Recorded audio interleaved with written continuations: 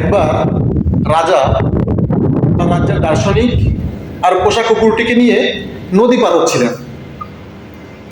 প্রতিমধ্যে কুকুরটি খুব ছটফট করতে লাগলো, নৌকাটি ডুবে যাওয়ার উপক্রম হলো। তখন দার্শনিক রাজাকে বললেন, মহারাজ, আপনি যদি অনুমতি দেন আমি আপনার কুকুরকে বিড়ালে রূপান্তরিত করে দিতে পারি। রাজা পরিস্থিতি খারাপ দেখে বললেন, আচ্ছা ঠিক আছে, তুমি তাই করো। দার্শনিক তখন কুকুরটিকে এক ধাক্কা দিয়ে পানিতে ফেলে দিলেন। পানির মধ্যে কুকুরটি হাঁসফাঁস করতে লাগলো। কোনো রকমের সাঁতরে নৌকার কিনারে আসলে দার্শনিক তাকে টেনে তুললেন। দেখা গেল কুকুরটি দৌড়ে গিয়ে নৌকার এক কোণে চুপ করে বসে আছে।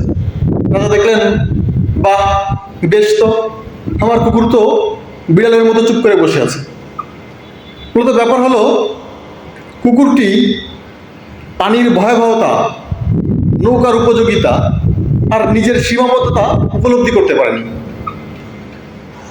ঠিক এরকমই আমাদের চারপাশে কিছু কিছু লোক আছে যারা নিজের সীমাবদ্ধতা বুঝতে পারে না, নিজের সীমাবদ্ধতা না বুঝে নির্বোধের মতো আচরণ করে, যাতে অন্যরা বিপদে পড়ে যায়।